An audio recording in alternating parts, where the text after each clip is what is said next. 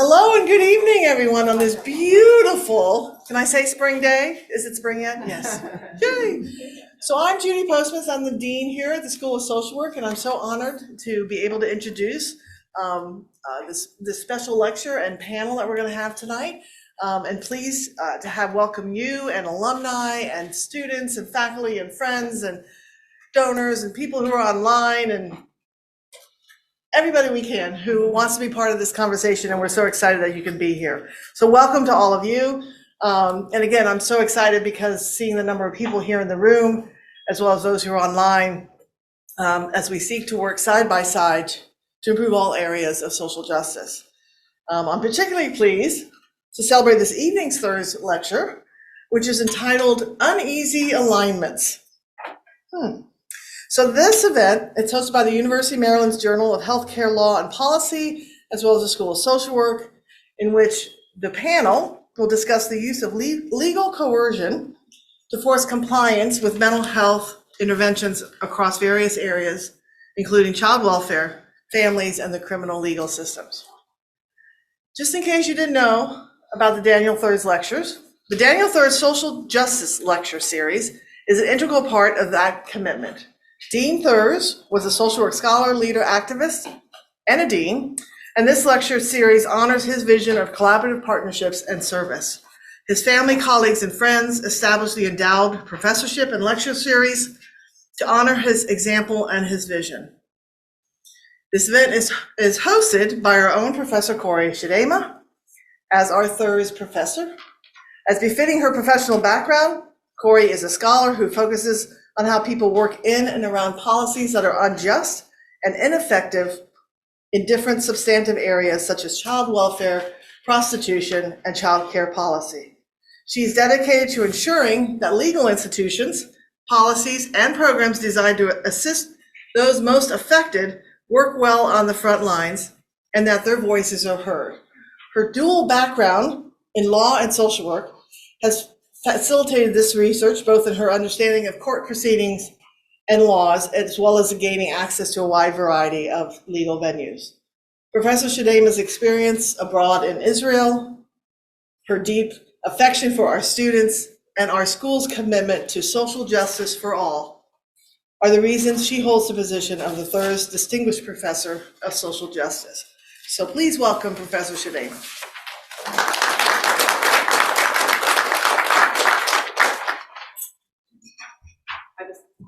I'm gonna sit down, but I'll come up. Sorry, I'm a little shorter. Thank you so much, Judy, for your kind welcome. And I did open this morning, and many of you have been with us all day, so I'm really grateful for your continued engagement with our wonderful series of panels. I will just reiterate my appreciation to all the folks that helped make this happen, who I named this morning, but Don Charles Thomas, Shante Hatcher, Isabel Garcia, Anita Bryant, Justin Hanna, Tom Mitchell, Dean Judy Postmas, over here at the School of Social Work, and we had assistants from at the School of Law, Wendy Geis, Andreas Ortmeyer, Jessica Williams, Wanda Haskell, and of course the very, very wonderful students who run the journal. We have with us Hope Randolph, who is the symposium editor, and we have Steph Vangelo, who is editor-in-chief of the journal, and we have Matthew Dumont, who was not able to join us to come across, but working with them has been a joy and just really wonderful experience for all of us. And Arthur Cook on the other side with technology.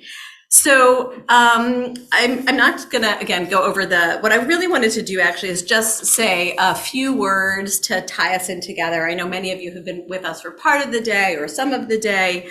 And so I just wanted to give a few thoughts, so less prepared remarks of my own that tie in. And this final panel is really designed to be more conversational. So it's less presentation, and we have a series of questions that we're going to be asking the panelists. So, a lot of the questions that were raised and the concerns that were raised, I had said in my opening remarks that these are good questions, right? We have good worries, good concerns. And if we're not continuing to be concerned, then we're not doing what our foremother Jane Addams has told us to do, right? If we're complacent, we're probably not paying attention. And so I had said earlier also, my friend and colleague, Richard Bolt, and I have been puzzling over these good questions for a long time. And we appreciate all of those of you who are here to puzzle with us.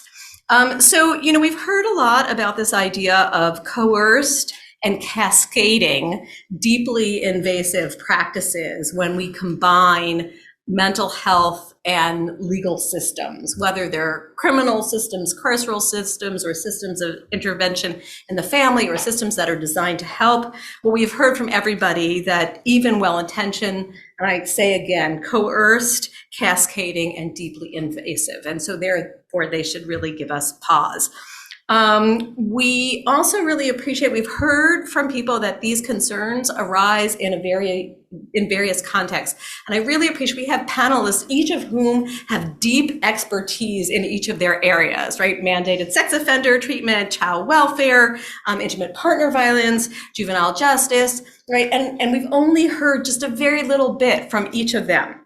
And so I wanted to reiterate that one of the purposes of today's symposium was to bring those experts, who we know each of whom could do a full symposium on each of their topics, purposely to bring just a little bit so that we could think across our topics in ways that are maybe less siloed and maybe a little more creative, and also think, maybe we thought this wasn't intentional. There was a question that Corey Johnson, is Corey here still? I didn't know she could, our panel moderator from last time, she asked, do you all think these are intentional? And everybody on that panel said yes. Like, are these systems working the way that they're designed?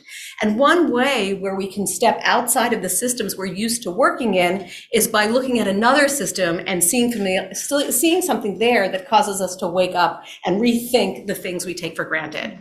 And so we really appreciate this conversation, and we hope that these kinds of conversations will continue. So, just a few things that I saw that I wanted to share. So I heard from all the panels that we have both too much and too little, right? We have too much intervention in ways and in places where they can do harm, and we have too little support in ways that can really work and that help people, right? So both too much and too little. I saw that we have missing voices, and two kinds of missing voices in our programs and policies.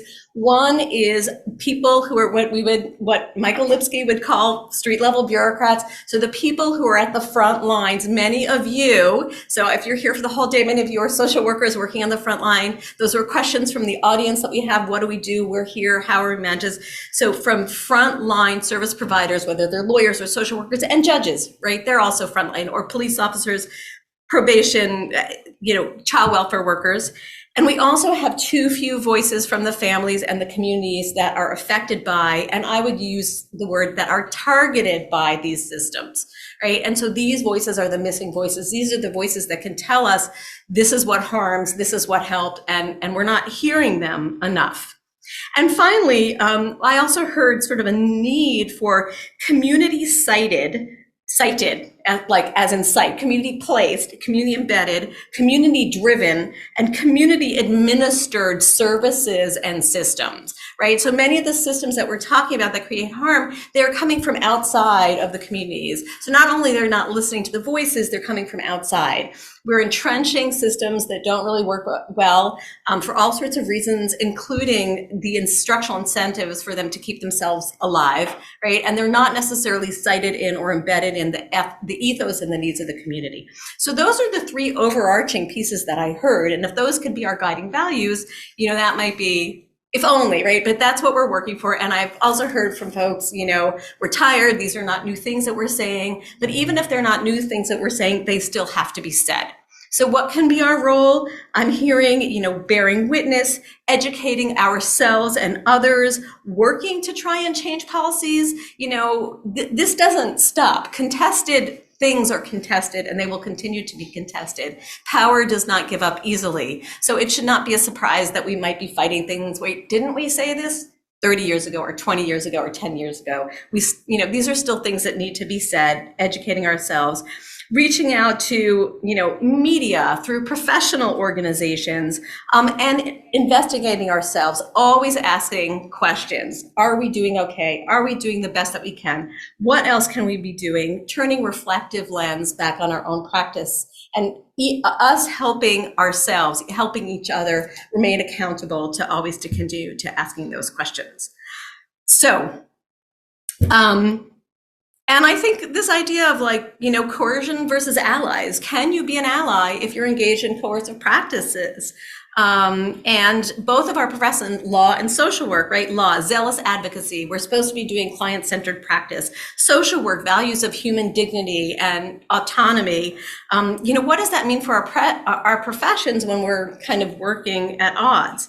And I think two things, and again, more lists, it probably means either we are working or acting in contravention to our stated ethical obligations, or maybe, and this gets back to our first panelist, I think, we are not being honest about who our client is, right? And we might have many, but if we're actually serving the goals of the state as against, or the goals of an agency as against, then we just say, who is our client actually? Who are we serving? Not who do we want it to be? Who should it be? I mean, we should ask all of those questions. Who is it? Who should it be? Do we want this, right? Because one or the other, we're either, yeah. So with that, I would like to invite our panelists to come up. And you all have a program, so I'm not gonna read out the full wonderful descriptions of our panels. I'm just gonna read out the short description, and you can read the bigger description of their work if you'd like in the program. So Lee Goodmark, you're standing? Sure, come on down. Lee Goodmark, JD, is co-director of the Clinical Law Program, and she is the Marjorie Cook Professor of Law, director of the Gender Violence Clinic at the University of Maryland Francis King Carey School of Law. Courtney Bergen is a law student at the University of Maryland Francis King Carey School of Law. Aria Hayes Lawson is an MSW student at the University of Maryland School of Law.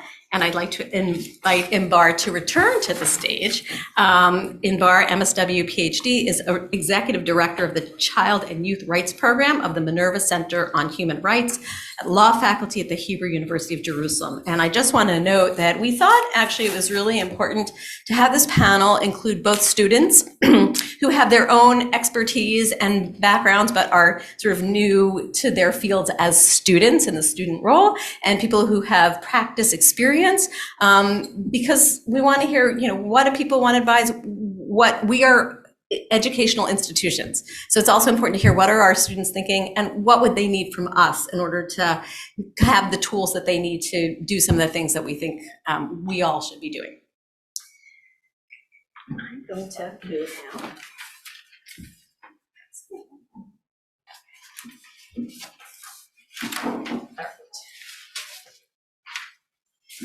So I'm going to open with a series of questions, and we're going to take turns as to who is going first. But the first thing I wanted to ask, I wanted the panelists to introduce themselves a little bit more by sharing with our audience how each one of you came to your career choice of law or social work, and to your chosen field of practice. I'll start with you, Imbar. Well, I wanted to be the next Freud, so I went into social work, and the human psyche was very interesting to me. And I started working with juvenile youth offenders, and that was, I think, the first time that I experienced the intersection between social work and law. And then I moved to work at the Sexual Assault Crisis Center as the head of the Witness Assistance Program. And then we escorted victims throughout the criminal proceedings, and I also facilitated courses for prosecutors and judges and also defense attorneys about the post-traumatic effects of sexual assault. And I realized that it was not just important for them to know in order to be sensitive, but it was imperative for them to know how to translate that mental health knowledge, that behavioral science knowledge, that therapeutic knowledge, psychological knowledge to the court. So again, I realized how it was imperative, this behavioral knowledge, behavioral science knowledge was imperative for legal practitioners, for the legal practice.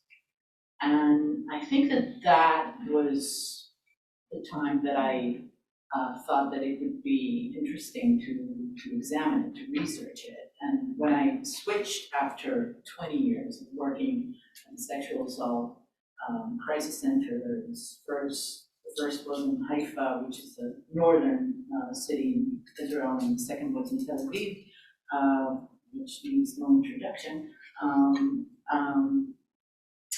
When I switched to the academia, I thought that this would be my venue of research. It was very fascinating to me, and I kept on researching it again and again through different lenses and different fields, like the intersection between those two discourses, and I pretty much relied on Foucauldian lens, which we started this day with Foucault thanks to Santi, and a very critical lens. So this led to where I'm at right now, which led to working with Corey, which is inevitable. So yeah.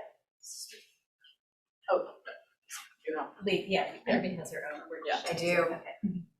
I am third generation lawyer, which of course meant that I was never supposed to be a lawyer. I wanted to be a photojournalist. I, at 13, worked for our local newspaper. I made $2 a picture and 25 cents a column inch. If you cover swim meets and there are lots of results, you get lots of column inches. It's just a tip for you. I went to college and realized that I wanted to help people, which is what I had always seen my dad and my grandfather doing together. And it seemed like law school would be the best way to do that. Although I definitely had a political science professor who yelled at those of us who said we were going to law school about how we would never do the things that we said we were going to do. I can tell you who it is, and I can tell you I still hold a grudge. When I went to law school, at that time, my law school did not have a formal clinical law program. There were student-run law clinics, and I did our domestic violence clinic. I was famous for never having had a client show up. So I went through an entire year of clinic, saw one family who didn't come back. So that was the extent of my legal experience in law school. But I applied for and received a Skadden Fellowship. I clerked for a federal judge and then got a Skadden Fellowship to provide legal services to the families of the kids at an elementary school in Washington, D.C.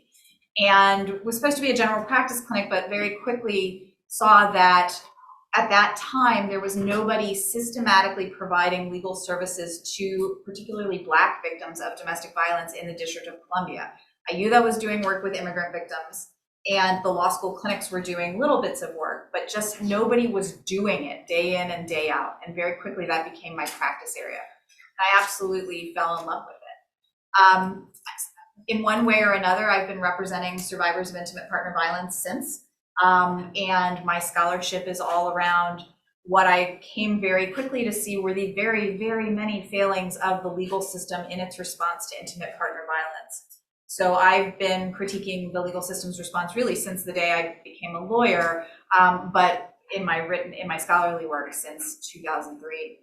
About 10 years ago, I came to the University of Maryland Carey School of Law, where I was unbelievably lucky. Because when I said to the folks here, what kind of clinic are you looking for? They said, what do you want to do? Which, I mean, if somebody says that to you, just like, it doesn't matter how much they're going to pay you. It doesn't matter anything else. You just go. And so I thought about what kind of clinic I actually wanted to do. And what I did was create a clinic that was organized not around the kinds of cases that we did, but around the kinds of people we served.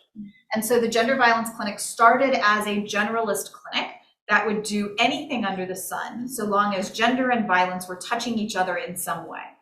We did protective orders, we did custody cases, we did divorces, we did immigration, we did replevin. Law students, do you even know what replevin is? I only remembered that it was for a cow because that was the case that I learned it with, replevin for a cow. It is, by the way, the recovery of personal property.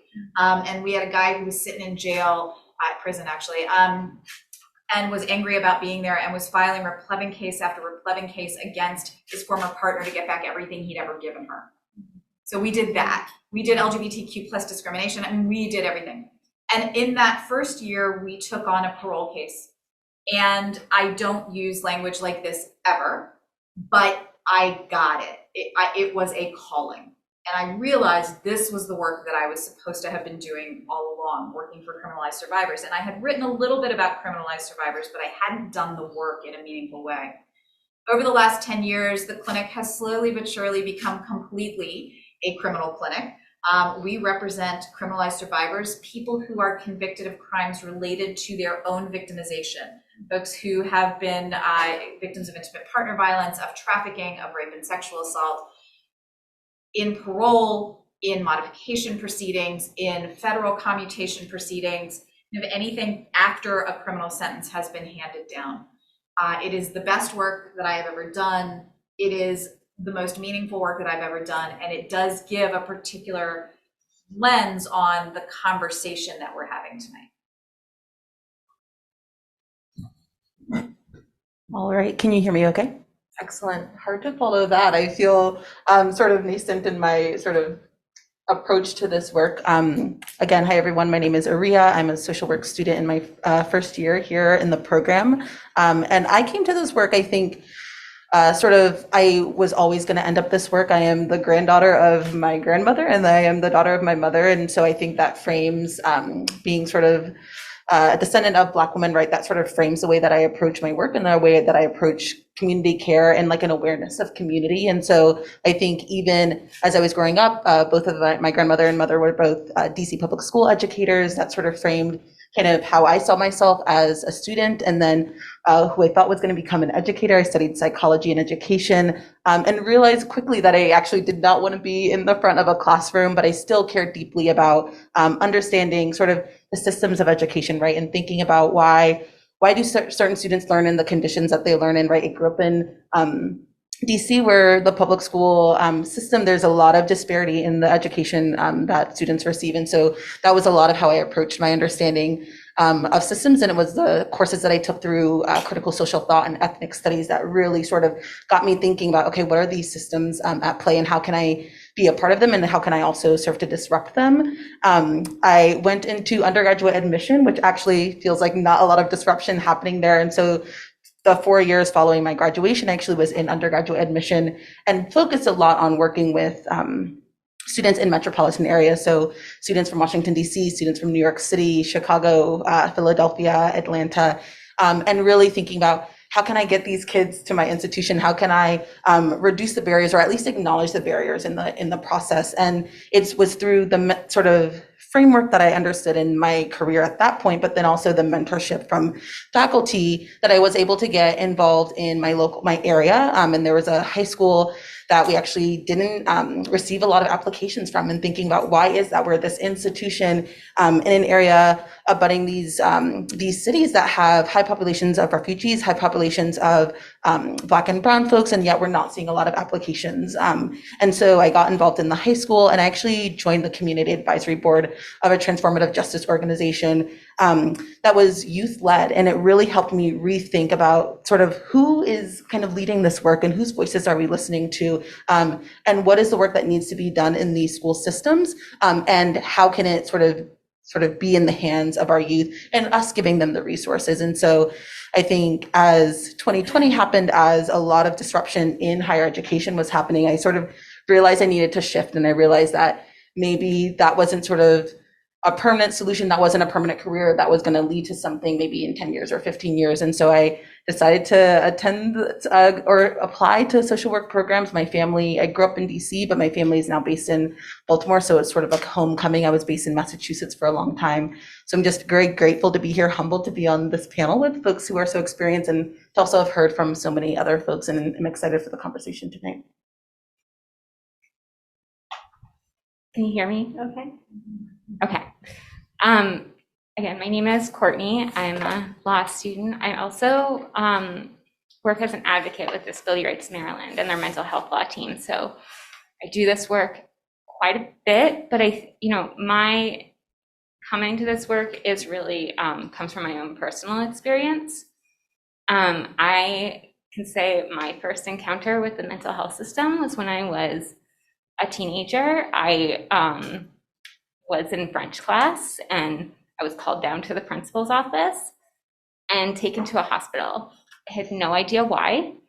Turns out, at the time I was doing some self-harm, and that's kind of what prompted the admission, but there was no asking me questions beforehand. There was no thought about whether this was the right thing to do. And that hospitalization changed me. It changed everything about my life. I went from being a high honor student and I was involved in all sorts of sports and extracurricular activities, to having my life ripped away from me. And I was subsequently hospitalized, more times than I can count after that. I ended up in a therapeutic boarding school. A lot of the times they're called the troubled teen industry because they're very much unregulated. I will say one of the other complications for me is I also grew up in a home where there was a lot of violence, and that was a huge part of what was going on, but I did not feel like it was something I could tell anybody about until I was over 18, because I didn't want my family criminalized. So it's a very, for me, it's a very complicated situation. I never dreamed of being a lawyer. I will say that. I was terrified of lawyers. I associated them with the criminal legal system. I associated them with being in trouble. And I was always a kid who was just terrified of being in trouble. I wouldn't do anything to break the rules. So, for me, it was a lot of trials and failures that led me to law school, but it was also, I spent 20 years in total in and out of hospitals. 5 years ago, I was sitting in McLean Hospital in Boston. I was told I was hopeless. They were going to send me to a state hospital. They questioned my competency to make decisions, which is funny because I was working in clinical research doing informed consents were my job. And so to say I couldn't give consent was a little bit ridiculous, but I had recently also been attacked, and it was a whole, mess of a lot of the systems that we've been talking about today. No one believed me until I showed up at the emergency room with a head injury because I had a mental health diagnosis. So ultimately for me, it was a public defender that came in and saved my life, because she was the first person after, almost 20 years of going in and out of these systems, who treated me like a human being. She fought for me. And in the grand scheme of things, this hearing was a pretty minute thing. It was a procedural issue that we were arguing. I was just trying to remain voluntary so that I could be lower on the list and not end up in a state hospital. And it ended up working. I'm so grateful for her, because her showing up and treating me like I mattered, that completely changed my life. When she fought for me, I realized that I was worth fighting for, and everything in my life turned around after that. I ended up getting assistance from, fortunately, some people in my community, my rabbi mostly, to move to Maryland. I then was very, very lucky that through a chance encounter, when I moved here, I met a lawyer who works at the Legal Action Center, and I couldn't afford the care I needed, the supports that I needed. She fought like hell with me and showed me how to fight for myself in a way that, again, it made me feel like I mattered. She helped me change the law on some of this stuff. And I was able to eventually get the care I needed. I haven't been hospitalized in a long time, and I ended up applying to law school. And my dream is really to pay forward what those lawyers gave to me, is to show the clients that I work with that they matter, regardless of where they are, what they've been through, what they've done. They're human beings, and they deserve, everything that I've gotten. And, they don't need to be lawyers. I just want them to have the freedom to live the life they want to live. So that's, really my story and how I got to be here today. And I'm just so grateful to be sitting up here, and just want to acknowledge that anyone who, may have their own experiences.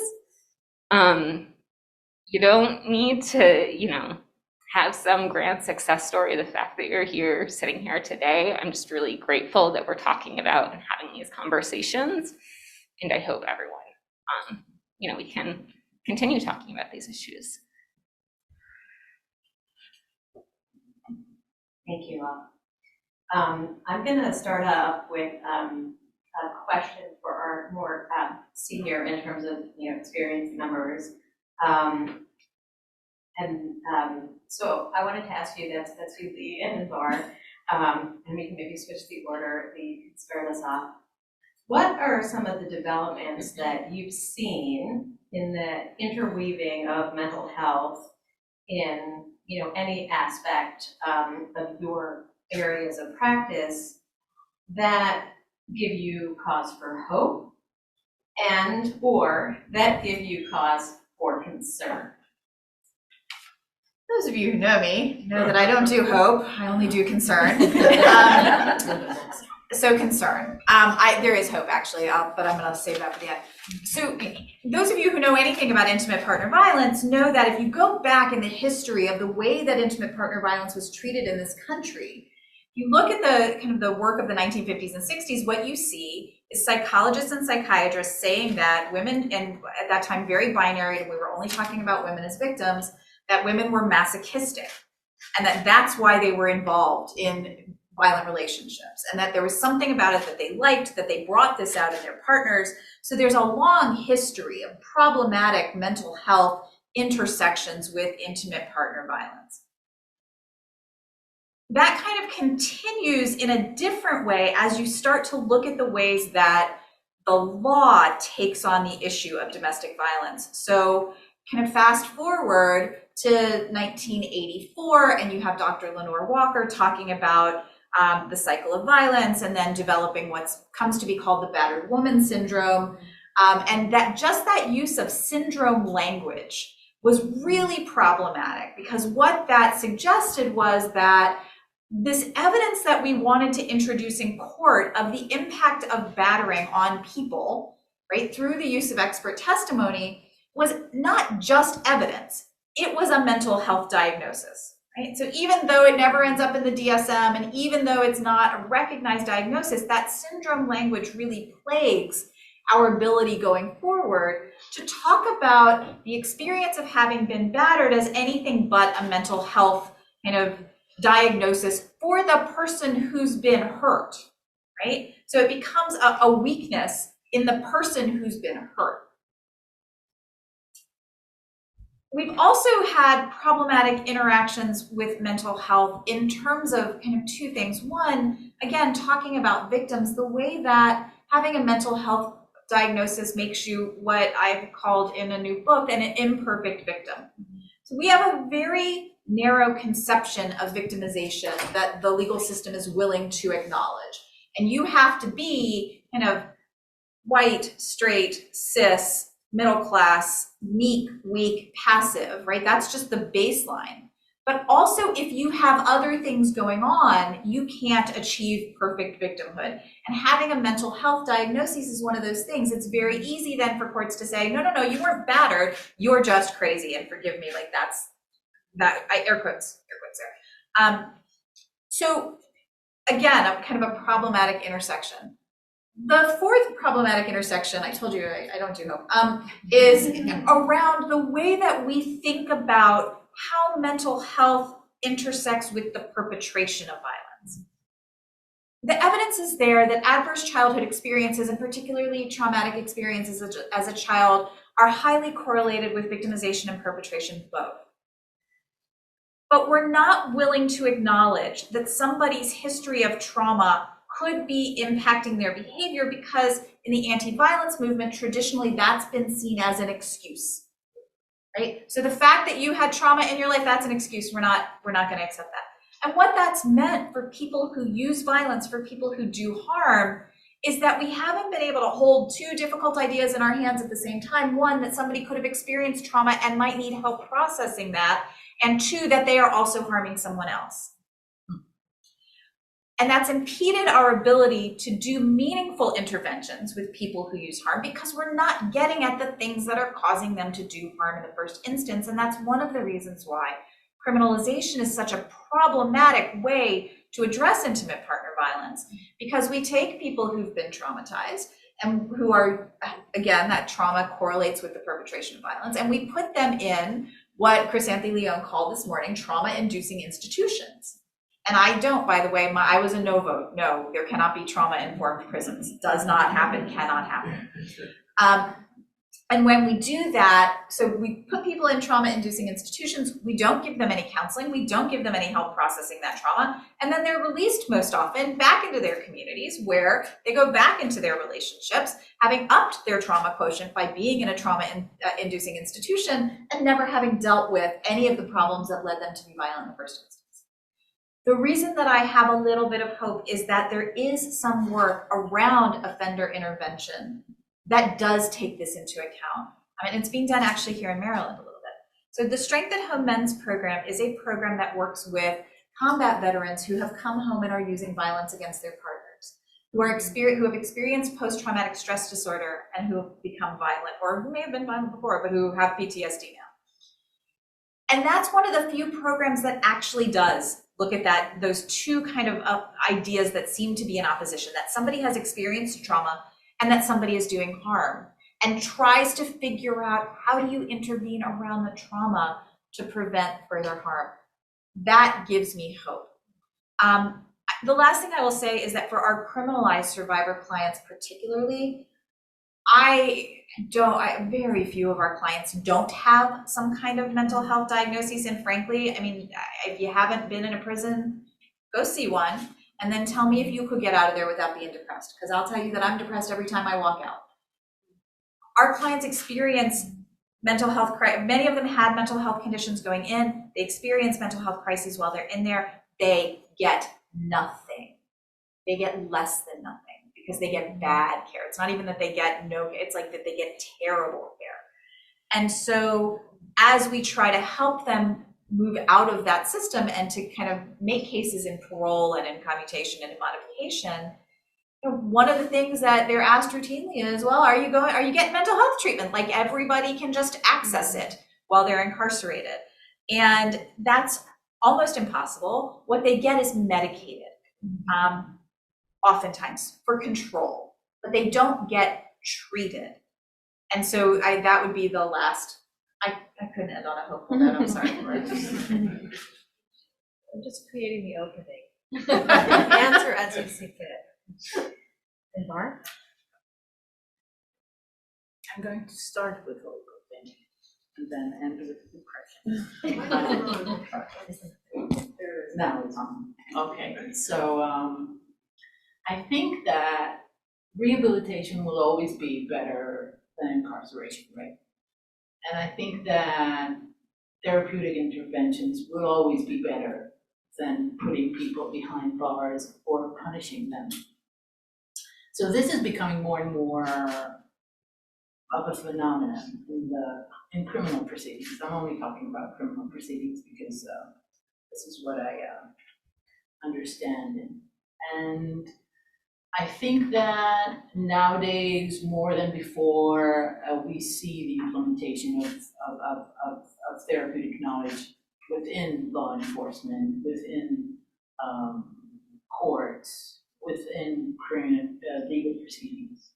So therapeutic informed or trauma informed courts are better than not informed courts. Having said that, as a social worker, not as a legal practitioner, we have to apply a very critical lens in terms of how the therapeutic knowledge is used and applied. And is it applied in order for people in the system to, well, essentially feel better about themselves? I'm being therapeutic, I'm not being punitive, so I'm a good person. Or is it used as a tool as a manipulative tool to direct behavior, control behavior? Is it a tool of oppression? And the line, the border, the boundaries between therapy and behavioral control can be very evasive. And we have to be very, as social workers, vigilant, because we can ask ourselves, who's the client? Is the person the client or the state the client? But the state is the client. Nobody thinks otherwise. We work for the state. Most of us work for the state. I mean, when we open our own private clinic, we don't work for the state, but we don't work with people in marginalized communities, then we want to make money. But when we work for the state is our client. So we have to think critically about our ethics, our social work ethics. And this is where it becomes very, very tricky. And I think that this should always occupy our minds as social workers in order to think critically about what happens to therapy when it becomes punishment, when it becomes a form of punishment. So yeah, it's better than incarceration, but is it? So this should occupy us always. And I cannot end with hope, but if I really want to sugarcoat it, then I would say that this conversation, the fact that we're having it right now, the fact that we're going out and hopefully thinking about it when we practice social work, maybe this is hope. So this is a question for our current students, and so maybe we'll start with you, Courtney, and move on to Aria. So it's not a secret that we all try to socialize you guys in our respective professions. And so I wanted to ask you both, like, how does your socialization and training in your respective schools either encourage or discourage the kind of critical thinking that we're talking about, or how might it be at odds with your own personal and professional experiences as they relate to the topics that you're interested in? Do you want the honest answer? I have many thoughts. I think, first of all, I think we are socialized. I think there's a really interesting pattern. And I could say I started off as a student at the School of Social Work, so a little bit of experience in both schools with compliance. And there is a power dynamic when we're talking about clients. I can say sitting, one of the experiences that, left me and many other students in the class in tears was a faculty member talking negatively about a specific group of clients. And to talk about clients that way, to talk about people with certain labels that way, was a really difficult experience. And so I can say, I feel like it's discouraged a lot of critical thinking. I feel like we are socialized to comply with professional norms, and often through, I would say, similar but less severe mechanisms than those that are imposed on the clients that we're dealing with. So one example I can pretty readily give is the role of character and fitness in law, where so many students are discouraged from even seeking mental health treatment because of concerns about, will that, interfere with my character and fitness application? And fortunately, some of those roles are starting to change, but I think that just even that messaging that underlies that the expressive role of the information that's, we're taught as students that we're forced to kind of comply with, to demonstrate in order to even pass, I think it really discourages critical thinking. And so for me, I feel like my response has often been to question, to push back in a way that anyone who's been in class with me is probably really annoyed by. So I apologize to anyone here who's been in class with me, or faculty who've had to deal with me. You know who you are. But I do think that our professions tend to discourage critical thinking, to force us to comply with the status quo and the norms that exist and the systems that exist. And I say sometimes, like, I hope that I am a lawyer that like works for change that ultimately leaves me unemployed. That would be my dream. I don't know that I think it's going to happen, but that would be my dream. And I probably shouldn't even be saying that. But at the end of the day, I would love for people not to be forced to interact with the legal system. Yeah, I think this is an interesting question for social work. I think certainly as folks get out of their programs and kind of go into the field and are thinking critically about the populations that they're working with, I think there is a lot of critical thought. But I think sort of when folks first get to the school, there's this kind of decision between macro and systems focused work and then clinical work. And I think that can often pigeonhole students, or sort of encourages this kind of siloing of, okay, I'm going to get my degree so I can work with individuals, I can maybe build my own practice, right? And I can also get that money.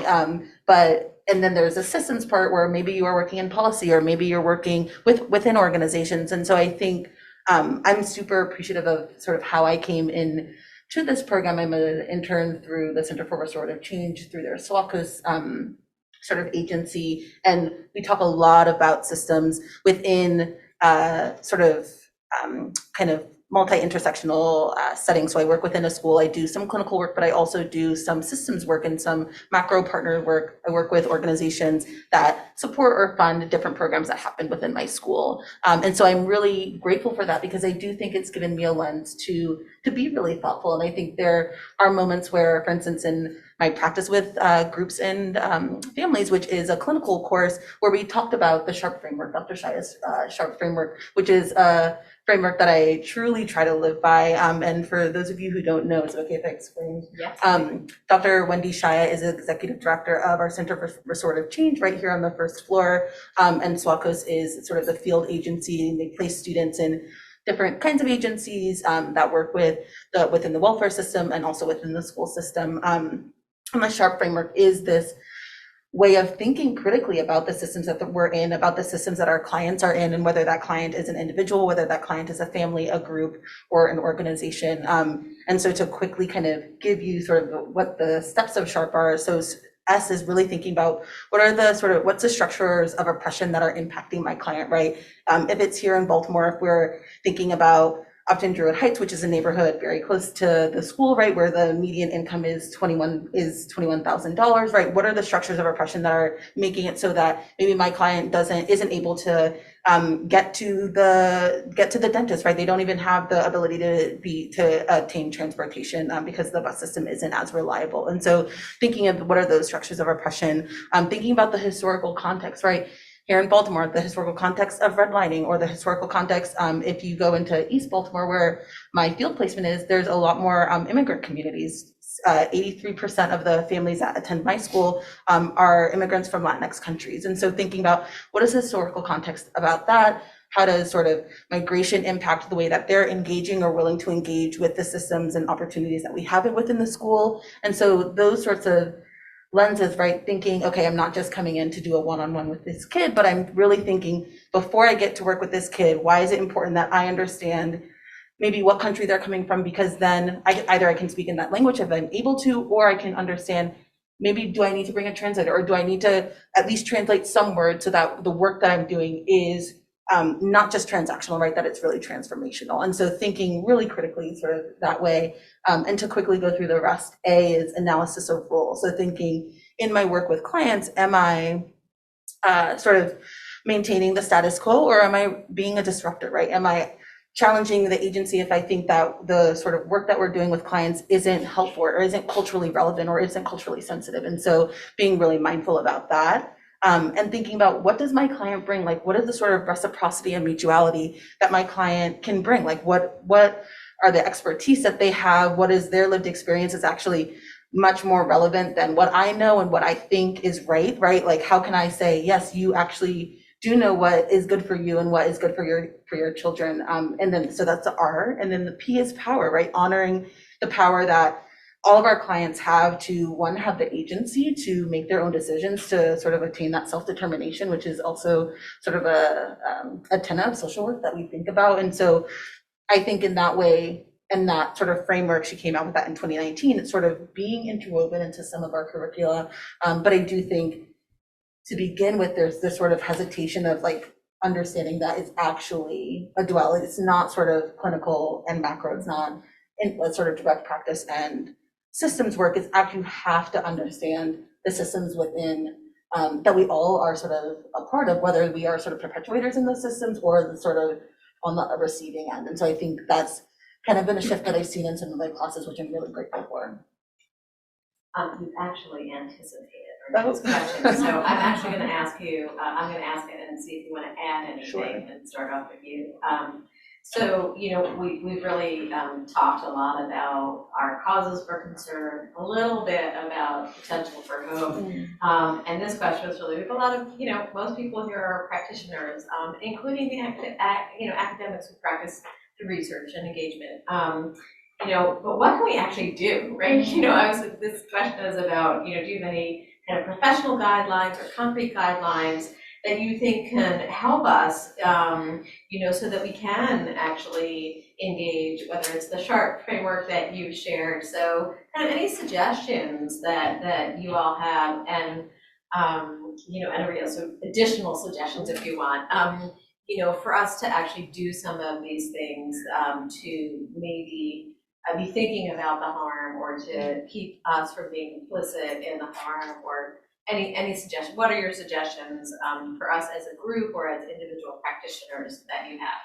So why don't we start with you if you want to add? Yeah, I think the one thing that I'll add is in the work that I did with this community organization in Massachusetts, they relied a lot on Indigenous circle practice and thinking about ways that, and so right, we might consider that sort of a support group or a therapeutic group, but thinking about kind of culturally relevant and like ways that have already existed in these communities that might not be defined or called the same thing that we would be taught in class or in the textbook, but really sort of honoring the power of communities and cultures to already have methods of intervention that we might not recognize as methods of intervention, but that allow communities to then lead on their own, right? Because again, right, my goal is to sort of work myself out of a job. And so how can I sort of get this group together or kind of bear witness also to the power of this youth-led group or this parent-led group to really have conversations, talk to each other about grief, or talk to each other about this incident of harm that happened within the community, or maybe it happened within the group even. And so I think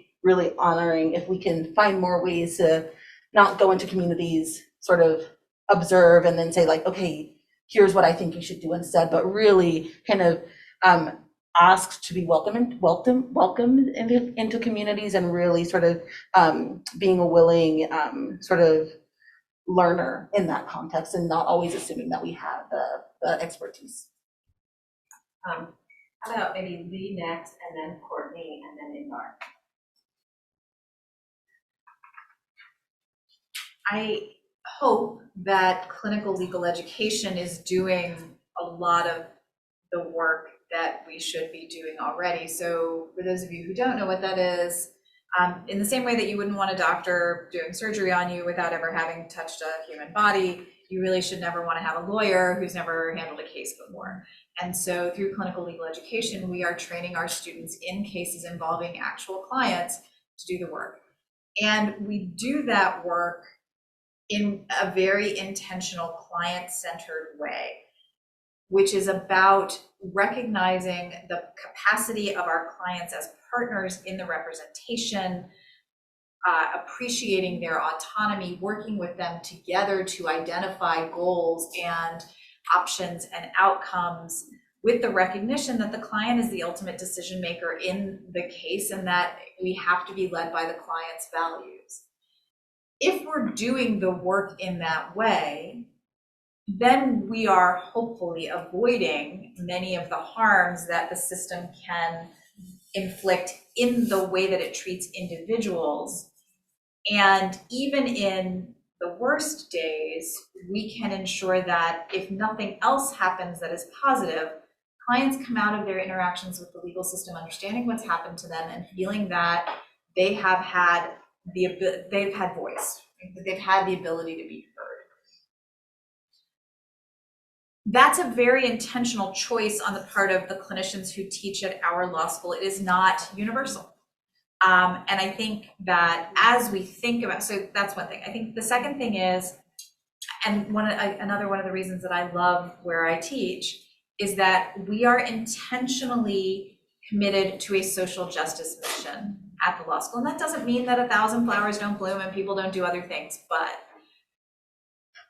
we are grounded in this community. We understand our responsibility to this community, and we are concerned with issues of social justice in kind of all of their manifestations. Do we fail? Sure, we fail. Of course we fail. Everybody fails now and again, right? But I think for the most part, there's a genuine desire to orient our students' legal education in some way around those issues and to make sure that everybody gets some grounding in them. And legal education is trying to do more of this. So it's building in certain kinds of requirements for expertise, requirements for capacity or facility with different kinds of ideas. And, you know, we're seeing that in terms of greater access to information and education about DEI, for example. And there have been movements over the years to try to embed other things into the system as well. So in the early 90s, for example, there was a publication put out by the American Bar Association called Educating to End Domestic Violence that talked about how you could actually talk about domestic violence in pretty much any law school class, and that we could teach intentionally so that lawyers would be well trained in that area. We could do that around mental health. We could do that around almost any social issue because they do show up across our curriculum if we were intentional about it. I think we've become more intentional about talking about race and marginalization across the curriculum, but there are so many other ways that we could do that work productively. And I think that's part of what legal educators need to be thinking about, and also part of what students need to be demanding of their legal education. One of the things I love about Courtney is that she demands, right? That we do the work the way that we should do it. And I think that's great. Like, is it always, you know, I haven't been on the receiving end of it. I would say, would there be times if I was on the receiving end of it that I'd be like, come on, Courtney, I gotta teach this other stuff though. Like, yeah, of course I would. But we change because our students want that change. And I think students have more power than they give themselves credit for in trying to kind of push us to not just pull out the same set of notes that we've been teaching off of. And I don't do this, by the way. The same set of notes we've been teaching off of for 20 years, and to actually think critically about how we impart the information that we are imparting to make people well-trained practitioners. I have so many thoughts on this. Let me try to keep it to something brief. One of the first things that I think is so critical and really is kind of an underlying issue in a lot of this work, and really a lot of the work on marginalization in any form, but I think specifically mental health is just a huge issue, is epistemic injustice, and teaching students what that is, which I know a lot of people don't. I didn't know what this was until like a year ago. So it's the injustice based on knowledge and like who the knower is. So a lot of the times, as a lot of us have talked about today, there's a lot of dismissing people based on their mental health diagnosis, dismissing their experiences, not believing them. So I think that's, whether it's social work or law, that's a really critical component of our professions, because here, if we're even students, we have so much power compared to many of our clients. I never dreamed I would be in law school.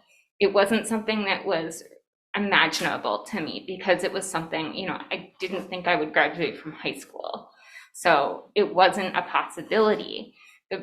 but we need to make sure our clients' voices get heard, get included. We need to give them direct representation in these conversations. It's like one of the things I would have loved to see today, and I know there's a lot of logistical barriers to this, is more inclusion of community members and impacted people in each of the panels, because I think there's so much value of having that direct representation and storytelling. To me, that's a really important piece, and to not, I think a lot of the times we do this very well-intentioned thing of othering people by not wanting to put too much on them, thinking it might be traumatizing to tell their story. And to be fair, that is true for some people. But I think what can be more traumatizing is silencing them. And so I think we need to do more inclusion of people and giving them the opportunity to tell their story. One of the things I always say when people ask me to speak and tell my story is, I would so much rather you ask me and give me the opportunity to say no and not assume. And so then related to that, and this is something I've seen, where the legal education system, and I think social work education, I think a lot of education systems have tried to do in being more trauma informed, is putting trigger warnings or content warnings on things. And to me, as a survivor, what that has done to me is silenced me a lot of the times. I can give an example from a class last week. And this is a professor who I absolutely adore. So it's like nothing about the professor. She was really trying to do the right thing. But I brought up a case, a situation where it was very traumatic, but it was something that I could relate to. And to say, oh, she said I didn't include that because there's too many trigger warnings than, could even count to put on that piece. And I thought to myself, but those are the stories that we're not telling. Those are the people we're not thinking about in these conversations. We need to be having those tough conversations, because if we're not recognizing those stories. We're not learning how to respond to those stories. We're not learning to critically think about those stories. And then as a student who's been directly impacted, here I am thinking, I shouldn't say anything. It's, it makes the person who's been traumatized, it actually alienates us more a lot of the times, because it's like we become the trigger. I heard another survivor say, asking someone to not use trigger warnings because they said, I didn't pull that trigger. I was at the receiving end of that trigger. I am not a trigger. And I think that is such an important message that and I want to say the other side of that, because I think it's a really nuanced conversation, is should we be very cognizant about how different stories might impact people based on where they're at? Of course, absolutely. You should never be mandating people to read things that might be very intense. But I do think there's two sides to that coin, and that we want to be very careful about not excluding some of the most marginalized. So, I could go on forever with all my thoughts about how these systems need to change and how, professional guidelines could change, but those are, the thoughts I have to start with.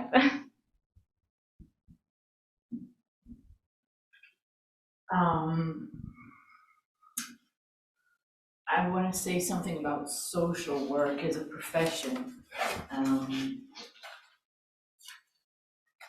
I think it's very ironic that the name of the profession is social work, yet when you examine what we teach in social work schools, it's mostly individual-centered therapy. So, and it's no wonder that way back when I wanted to be the next Freud, I chose social work, because for me, it was learning how to be a therapist. And essentially, it was no different than psychology. It was just easier to get into, but it was no.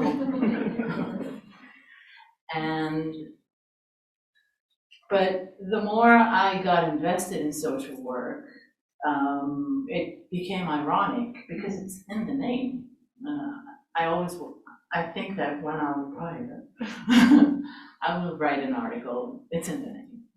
Because the social component is, we barely study it.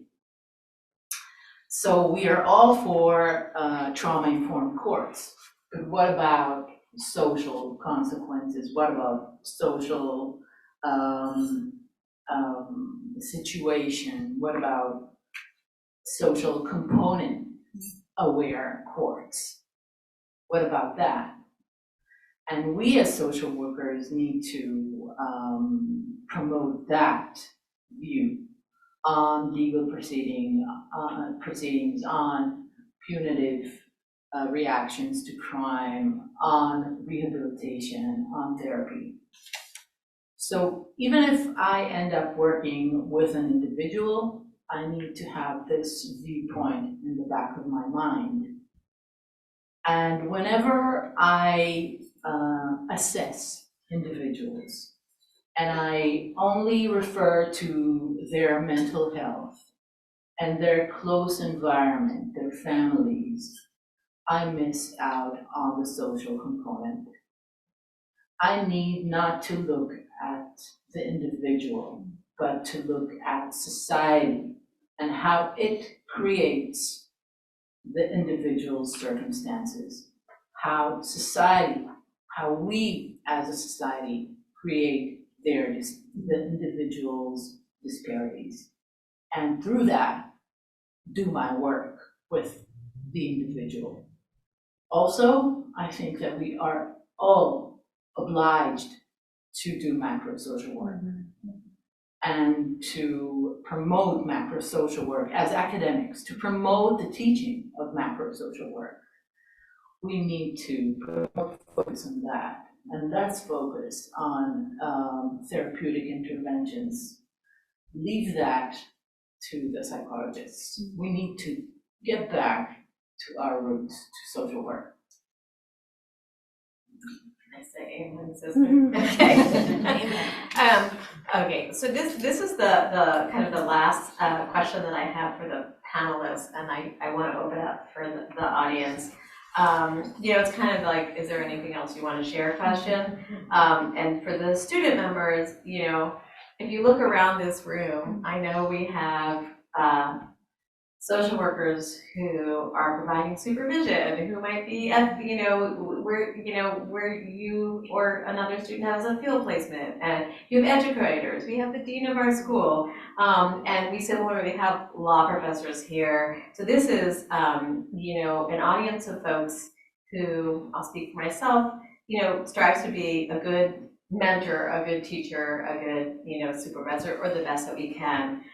So what else, you've said a lot that you think we should know, but this is your opportunity to share some more. What should we hear? And yes, of course, Courtney, we want you to be honest. That's why we're here.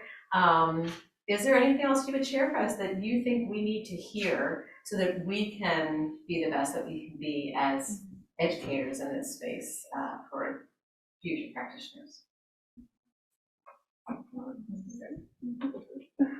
Yeah. All right. Like one of the first things that comes to my head, and this is going to be a little bit roundabout, one of the things that also changed my life, I will say I had a lot of very harmful experiences with mental health care, and nobody believed me, which, that goes back to the epistemic injustice issues. But what did help me, I think is what's also really important, is someone who said people need to stop trying to control you and start encouraging you to pursue what you're passionate about. She's like, you're obviously passionate about stuff. You're coming in here every day and telling me about how excited you are, advocacy work. And this is a psychologist, but as social workers, as social work students, and as lawyers, I think we all have these, the ability to allow people to do that, to pursue their passions. So I think, for professors, for students, I think this goes to everyone, is if you have, a client, a student, a friend, I think it's really important to do what you can to support them and to listen to them. I think I can't overemphasize the importance of dignity, the importance of autonomy, the importance of being listened to. Those things are what completely changed my life. And even as a student, I had so many negative experiences as a student, but I also had so many really life-changing experiences. And those are the faculty, the professors, the teachers, the even, supervisors who took a chance on me. And I just want to say, like, please take a chance on a student that maybe you're not sure about. Maybe, you never know what somebody's circumstances are. And I think it is so important that we get more impacted people in the legal profession, in the social work profession. So I just that is my biggest piece of advice. The other thing is really to think critically about what other professionals are saying and what is in the literature. I think so many times I was told, oh, this is an evidence-based intervention. And to me, I never saw myself in the evidence base. And I can say that, having worked in research, I don't know that I've ever seen a representative sample. It's, the inclusion criteria inherently tend to exclude marginalized groups. So I really urge you that when you have a student who is in your classroom and is maybe questioning some of the norms, to listen to them. And they may not be in a place where they can, share their lived experience or identify that, but they may have some wisdom from personal experience that is informing their opinion. I was dismissed so many times when I tried to, raise things and not identify my own connection to these things. And so I think that's such an important piece. And so one example I can give just even today is we heard some people earlier talk about ACT teams being a kind of a great intervention for mental health. And I can tell you, I have not personally experienced an ACT team. I've experienced some other very similar designed interventions, but I get calls from clients every day about harms being perpetrated by their ACT teams. And one of the reasons I think it's really important to think critically about ACT teams is they're very similar to some of the other systems we've talked about today. They are people in power, someone in a professional role going into a marginalized person's home. And the stories I get told are people, going through people's mail, going through people's houses and, complaining that they're not clean enough. And, beyond doing things without that person's consent, showing up when the person is not home or is trying to socialize with a peer, whatever it be, it isn't becoming an intrusion on their space. So whenever we think we have this gold standard intervention or, a panacea, I think it's really important that we question who is it helping, who is being heard, and, how could it harm? And who are we asking even for input on this? We need to be seeking out that uncomfortable input. I personally, I tell my friends, if I ever become that person who thinks they know everything, please bring me back to reality, because I don't want to be that person. I will never know everything, and I want you to check my power. So I hope that we can all kind of do those things in our professions. Yeah, thank you for that. I think sort of thinking again about how we see our clients and kind of what we expect from our clients, and really sort of as educators, encouraging kind of the challenging of specific agency policies, or even the way that we understand and diagnose certain populations, right? And thinking about how do diagnoses or certain issues or kind of even sort of diagnosable disorders kind of manifest differently in populations based on the experiences that they've had, based on those structures of oppression, based on that historical context, all of those things, and really encouraging sort of a more freedom and flexibility. I think oftentimes because we have this urge to be so aligned with sort of accrediting institutions, we sort of forget that there is this social aspect, right? Where we are in communities, there are sort of these authentic and organic ways that people that interventions have always existed. And so it might not be that it has to be medication, or it might not be that it needs to be this one-on-one direct practice work, but maybe it's that I encourage this person to socialize with someone else, or maybe I encourage this person to find alternative ways that are more comfortable and more sort of authentic to who they are and the way that they engage with community, and really encourage that challenge in your students, because I think students inherently come, right? They sort of come into the classrooms with this fire to challenge, whether it's the institution or the system or kind of the field that they're going into. But I think sometimes that fire can get snuffed out if we're kind of only looking at the DSM-5 and saying, okay, how do I diagnose? How am I going to sort of articulate that diagnosis on my midterm, right? But really allow the sort of social aspect to sort of permeate the way that we engage with each other in the classroom, but then also out in the world in our field. Thank you. This question, first for Inbar and then Lee, similarly, I'm sure there are some students in the audience, I know we have students on the panel, so thinking about kind of, talking to them, what do you have to share, or like I offered to the students, anything else you want to share from the panel before we open up for some questions? I think that what worked for me always, and it's not like a recommendation, it's my own experience, and you can draw from it whatever you want, but it's to stay radical, to question truths that are handed to you as self-evident, but also to find those kindred spirits, souls, that are also radical, and to clinch to them, because it's very hard to be a lone critic. So together you can create this force, and radical is always more interesting than just going with the flow, at least for me. So I would say that, stay radical. LJ. Stop laughing. I love it. You love it? She's a kindred spirit.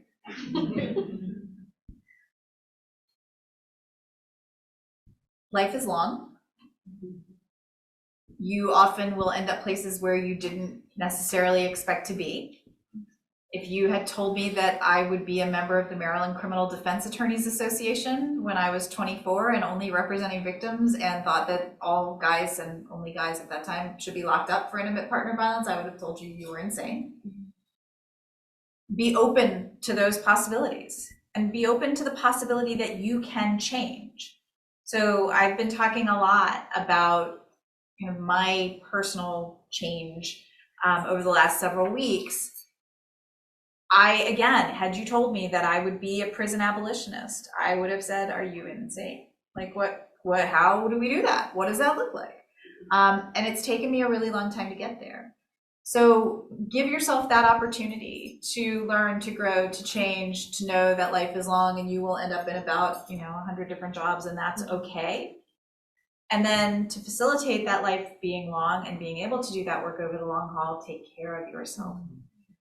What we do is hard. It takes a lot from us, and we give a lot to it. We've been talking a lot in my clinic recently about kind of what happens when we take on too much. The work's not as good. Like, I'm not as good as a person, but I think more importantly, the work's not as good for my clients. So how do we do the kinds of work for ourselves that we would want for our clients? And that's not selfish. And now I have my Peloton instructor in my head going, self-care is never selfish. And I'm now worried that I just sound like Ben Aldis, and now you know that I know way too much about Peloton instructors. If you're not able to do those things for yourself, you will not be able to do this work for the long term. I've been doing it for 29 years now. With a healthy dose of very dark humor and a lot of exercise, and some other things that I put into place in my life so that I could do this for the long term. I want to be doing this until I'm not doing anything anymore, but that means taking care of yourself in all the ways, right? In all the ways that work for you. So do that. And don't think of it as weakness, and don't think of it as, and we shouldn't, I mean, as Courtney was saying, right, we have professional norms that create disincentives to people getting help. We have to dismantle those barriers for people, because we need to be able to take care of ourselves in all the ways. So we have about 7 minutes till the food is here. So if you want to questions, also comments. And unfortunately, we don't have a traveling mic. So let's see if we can hear you. Stand up and project, and if not, I'll repeat I it. can project. So this is a lovely day. Thank all of you. I guess this is a question and feedback. I was in school here about 10 years ago. And throughout the day, I've noticed there's been a lot of, our symposium is about the intersection of innovation and health. But the one thing that I haven't really heard is our role in that as mandated reporters. I am I lean to abolish mandated reporting. We can talk more about CAPTA and why we are cops and what we do.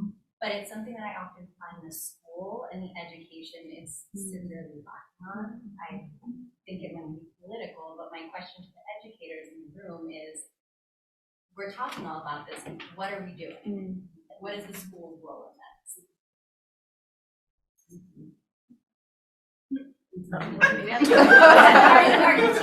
We're not mandated reporters. Abolish mandated reporting? I'm not from school. Well, I mean, it's funny that I'm answering that because I don't have a practice degree myself as a social worker, although I know about mandated reporting. I mean, I think to some extent we didn't talk about it on the panel for the day, and I'm not exactly sure. I don't really know how maybe a bunch of colleagues over here. If any of my colleagues, we have Dr. Long and Dr. Riegelt and Dean Postis. I'm sure we talk about it in the practice classes. I teach the policy classes, and I'm sure LJ has some thoughts in terms of practice for that. So we're talking about what are we looking at child welfare. But I absolutely think we should be talking about it. I guess I'm not really sure if you're asking about it. What exactly is the position of the school on that? I mean, I think really what I'm hearing and what I would say myself as an educator is we need to be critical of everything. And I would include mandated reporting in that as well. How does that, it's just, we didn't cover every single thing in terms of but it's a compliance mandate. And I think also for me, it raises the question, this is how I would talk about it in my class, is what are the systems, how are we, and I did hear this from really all of our panelists, maybe less explicitly, but this idea that we ourselves are also being asked to comply and be arms of these systems, right? And I heard really everybody talking about that. And so stay radical, get radical, however we're going to be doing it, is actually part of that conversation. And I also think this idea of, things should not be off limits to discuss in class, right? It should be absolutely on limits for you to raise this in this forum, for us to raise these issues in class. If we don't talk about them, we can't criticize them. So, But are you following the upend movement? Yeah, we're the parental defense division. Awesome. Cool. So for those of you who don't know, there is a whole movement within social work to abolish the family policing system, to do abolitionist social work. The upend movement is really amazing. There's all kinds of great information available to people. So awesome for you guys. We're also hiring. Okay.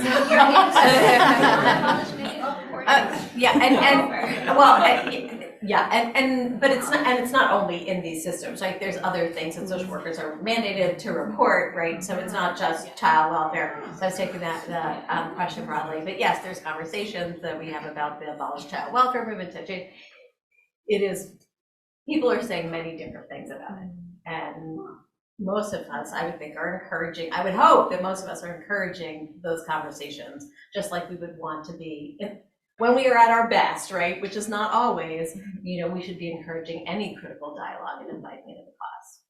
I don't think we are being critical of that in classes, though, I will say, because I have brought that up in my classes, and the answer has been just look, you need to, we can only teach you to, follow it. So I haven't experienced that kind of dialogue, but I'm not saying that it's not happening. That was my experience in class too. And that was one of the issues that, there were many students in tears, and there was, lobbying even for adding criminal penalties when I was in class. And I can say, like, as someone who's been impacted by that system, it really silenced me and prevented me from getting support. So I really hope that we can talk about that more critically. And I do think it applies also to other areas that, there's not necessarily mandated reporting in mental health in the same way, but people tend to think there is. And institutions. So I could say, like, even like UMB has some policies that, could border on mandated reporting. And I think we really need to be questioning those wherever we are, because those are the types of things that like did so much harm to me personally, but I'm someone who has the privilege to be sitting up here. And I know there are so many people who've probably experienced way more significant harms who also need to be included. And I think, Lee, you had also said this, like, in your remarks. I mean, so I can't tell you, I don't know what's happening in each and every one of the classrooms, and you'll find among the faculty differences of opinions, but you do have a lot of power to bring things up. For example, I was going to do a plug for this at the end, but we have the Criminal Justice and Equity Initiative at our school. You can look on the website, or you can find me and I can give you, where we have these kinds of conversations. Now, some of them are presentations, but Aria was actually part of a question about our asking at the school, why do we ask if folks have a criminal record when people are applying? And we had a conversation. We invited the admissions office and the admissions committee, who was really transparent about the different reasons and the conversations. So there are many people who are willing to have these conversations. I'm not saying everybody, I'm not saying in the middle of the class all the time, but students do have power, and I think finding each other and asking those questions and bringing them to people in a way that is, we want to learn and we want to understand and we want to make changes.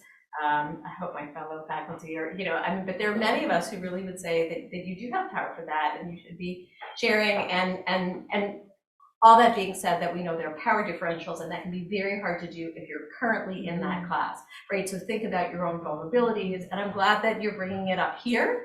And you have to do it where you feel comfortable and safe, but not if you're worried about retribution or what's going to happen in the moment, or when you're emotional about it. Sort of recognizing those, finding your allies, and we have a lot we could do better on, and yeah. Did you? Yeah. Oh, sorry, I wasn't trying to interrupt you. No.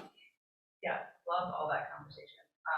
My comment, sorry to be kind of critical, Romy, but when Lee, you were saying how like you wouldn't want a lawyer to, take your case as their first case. And I think one of the things that I really struggle with social work is when I was my first year here, I saw kids for therapy. And I was like, I don't know how to diagnose a child or anyone at all, and I am not competent to do this at all, like very concerning. And I think that there is a big emphasis on like using interns to fill in like these gaps that we have in social work. I think it's a huge, it's very scary to me because, I don't want to diagnose a 10-year-old Black boy with anything, especially what I was kind of being encouraged to look at in the DSM. And, we know these things, and we talked about this earlier in the day, which is sort of why I bring it up too. We know these things stick with people for a long time and turn into the adult versions of child diagnosis. And so I think, this happens whether it's an intern or not, but I know that as an intern, that was really like a horrible thing to start out as, and I think we have a big problem with that in social work, and I wouldn't want my kid, I don't have a kid, but if I had a kid, I wouldn't want my kid's therapist to be me when I was my first year in social work school, So, I did that, I was complicit in it, and I think we have a bit of a reckoning in social work to kind of, just reckon with the ways that we really are complicit in a lot of harm. So I just wanted to comment that. I'm a social worker, so I'm complicit in it too. I'm not pointing fingers, but yeah, this has been very wonderful today as well.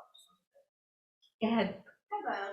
I just wanted to, I don't have a question, I want to give feedback, I have a comment. One of the comments that you made, is that you said that social workers should go back to macro practice and leave clinical work to psychologists. And I think that is so harmful to that. I am not a practitioner, I don't do direct practice anymore. I did once upon a time, and I was one of those like interns that was saying a 10-year point.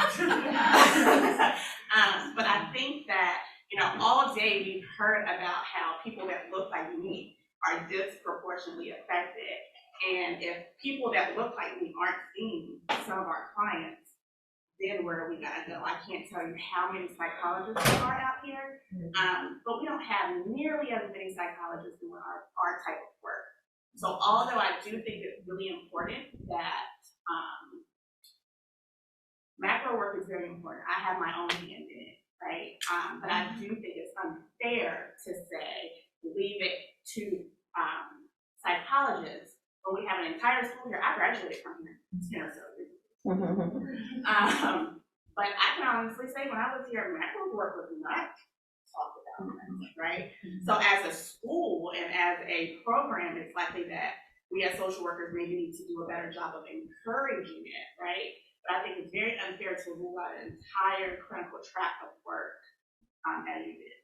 So that's my Well, then we can be in disagreement, but if I'm a social worker, so I don't want to be in disagreement. But if I would attempt to try and bridge the gap, and I can, of course, I cannot talk about African Americans. Then I'm from Israel, and we have our own issues, but I think that while practicing individual-centered social work, I'm not saying anything about African American people, but saying a lot of things about the marginalized communities that I know. We should practice social work with the macro social work in the back of our head, in the back of our heads. If and although I don't look it, in Israel, I'm considered brown because my parents are descended from Syria and Greece and not from Europe. So I empathize with racism, and I empathize. I have a background of a grandfather that was fired just because he came from Syria, and I empathize with it. So I look white, but I don't have white history, and I know that as a social worker, when I used to do individual-centered work, I tried to always look at the background of the individuals that I was treating or helping, but also to look at what the society did to his family, what the Israeli society did to his family or her family, and how it contributed to the mental health condition, and not to treat someone just for their mental health condition, but also to realize that there's a connection, there's a social connection. And as a social worker and as an ideologist, to protest against that, to promote macro social work change, policy change, because on the individual level, as I said before in the beginning of our day, it will only be a Band-Aid fix. Okay, so there is food waiting outside, but I see we have 2 hands up from the audience. So maybe I will leave the last words to our audience members. Would you like to? Yeah. I want to support, and I was a faculty member here for 20 years. What has just been said, because right now, my oldest client is not African American, is 91 years old. So I have to see a whole lens in terms of what my clients bring to me. And, you know, we used to talk about intersectionality of the social, and I use the DSM-5, but I also, when somebody sends me a child, say, where is the caregiver? And if you cannot see the totality as much as your brain will take you to, then I think you're doing the client a disservice. There is no color blindness. There's no absence of social interaction. And I encourage, you know, those people who happen to be my psychology colleagues, we talk about these things, so we inform each other. Therefore, I think we are in the place where we need to bring as many social workers of all types, because the Hispanic client who struggles with English with me, because I don't speak Spanish, and there's nobody else who will even give him or her a chance. If it's short, Really Dr. Sinclair, let's give you the Really last short. word tonight. Dr. Sinclair, and I bring greetings from the great school of Morgan State University. I don't see a conflict with this conversation. I don't see it as binary. Either you have to be clinical or you have to be macro. I've worked in this profession for long enough to know that I started out as a clinical practitioner, and then through experiences, job experiences, I realized that, again, we have to take a look at the context, and we have to do some more advocacy on a meso and a macro level in order to help the client. But I don't see it's a either one or the other. I believe that social work is a continuum. And if we see it as a continuum, we can start off doing work with individuals, doing really good work with individual people. But there is a time where you may have to intervene at a larger scale. And there's a time where you intervene at a larger scale, but that doesn't sometimes, when you're dealing with macro issues like racism and oppression, you may still have to say what this person needs to do. And you have to deal with the micro. So as social workers, good practitioners, I'm gonna say, good social work practitioners who are ethically bound, I think that we can do them both. And that's true for lawyers too. Right. Thank you, everybody, for our audience, for our panelists, and thank you all for the, let's eat.